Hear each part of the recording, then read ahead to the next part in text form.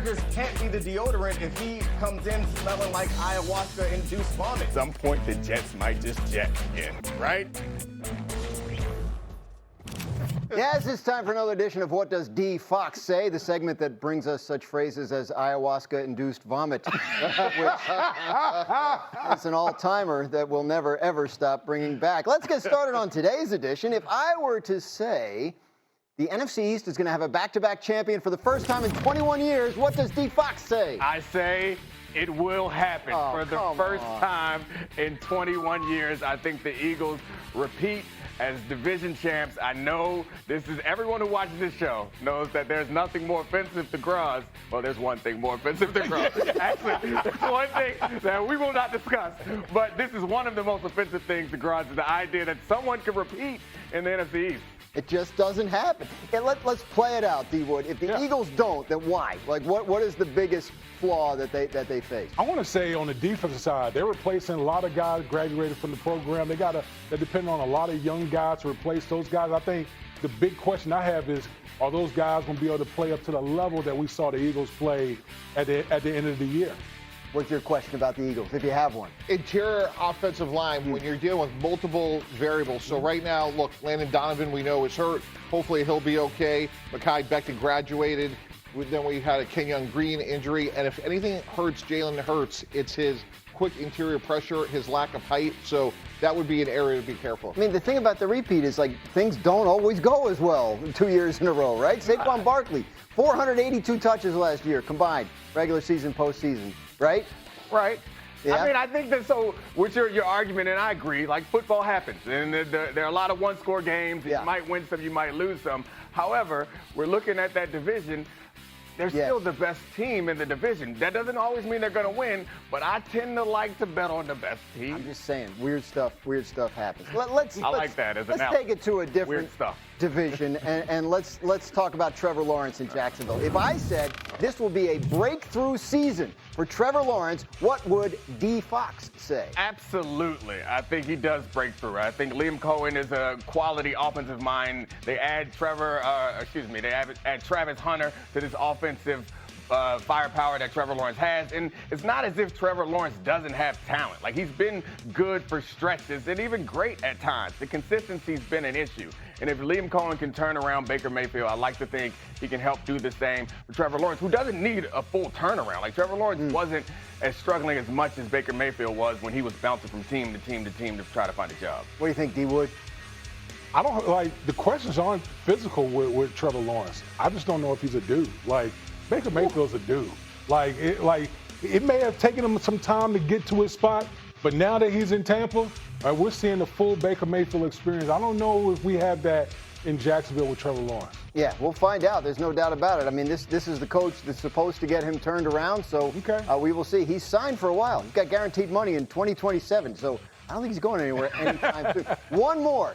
The Steelers announced yesterday that Aaron Rodgers will not play this weekend against the Bucs. If I were to say that is a mistake, that Rodgers sitting out the preseason is a mistake, what would D. Fox say? Yeah, I would agree with you. Like, he sat out last year's preseason, and it didn't turn out well. But I also think that, like, he's in a new situation.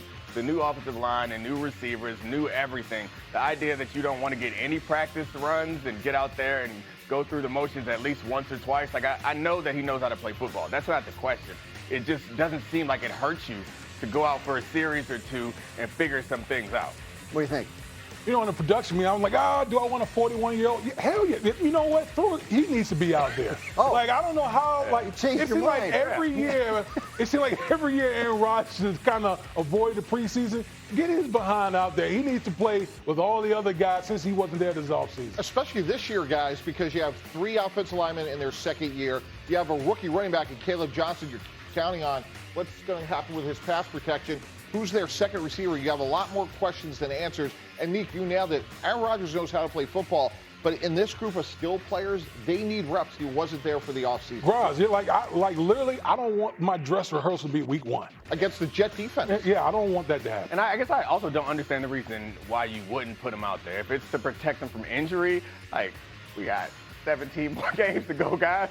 Like, if one series is a concern, then I'm really more concerned about Aaron Rodgers than anybody else. It seems like the Steelers are sitting most, if not all, of their starters. When you make a plan for how to, who plays in the preseason. That comes into it as well, right? Well, yeah, context is everything, though. Like, when we're talking to Aaron Rodgers, again, presumably going back to March, guys, remember, sitting there in the draft, they could have taken a quarterback in the first round, Jackson Dart, Shedeur Sanders, whomever. So clearly Aaron Rodgers was in the plan. So, Dan, to answer your question, they should have said, hey, you're going to be here for this part of the offseason program. We're going to get you into 2 or 3 series in the preseason, whatever it may be. So TJ Watt doesn't need reps. Like, it's not, context is everything here. Again, you have so many new skill players. They need meaningful reps. That Jet defense on opening day, that is not the first time you want to be out there. How much of it is like a new system? Obviously, he's played a lot of football, but this is different from what he's been in. Does he need time to drill that, or is practice enough? No, he needs time. Like, this is not the Nathaniel Hackett system that he's been running, with the Jets and with Green Bay. This is a different deal. This is not his offense like he's been, having with the Jets. So he needs time with the offensive line, skill position players. Again, he wasn't there this offseason. If it doesn't look like the Jets offense from last year, I could argue that that's a good thing. That's a great but I point. mean, like, how do you see this working with Aaron Rodgers, Arthur Smith, and that crew they have there? Yeah, I mean, there are going to be some growing pains, and that's why I think we all argue for a little bit of preseason, because maybe you can knock a little bit of the growing pains out of the way early, but there are going to be some challenges. Anytime you have this many new people in a new situation, there are going to be some challenges. So I think it comes together towards the end of the season for them, because I think they don't ask a whole lot. As long as they can, have some semblance of effective running game, I think things get a lot easier. I think to that point, a key name, guys, is Caleb Johnson, 3rd-round running back from Iowa. He is somebody that I thought was going to get drafted higher, really good outside zone runner. If he's productive for this guy, for this offense, it'll make Aaron Rodgers' life a lot easier. He's a great fit with what Arthur Smith wants to do, multiple tight ends. So to me, this is the real X factor. If they get him going, especially early, that'll buy time for this offense to come together. I think he's a guy you probably will see in the preseason, because he needs those. They have Jalen Warren in front of him. They have Kenny Gainwell, who was with the Eagles. So there's an interesting running back room, but they're looking at the rookie for maybe some big year one production. Lots more to come on our Football Friday. We're going to talk some Vikings, and we'll show you exactly why Minnesota believes J.J. McCarthy is the right guy to lead them to the Super Bowl this season. Plus, Jackson has been throwing darts for the Giants. See what we did there? What happens if their first-round pick hits another bullseye this weekend? We're going to talk Giants. Start 'em when we come back.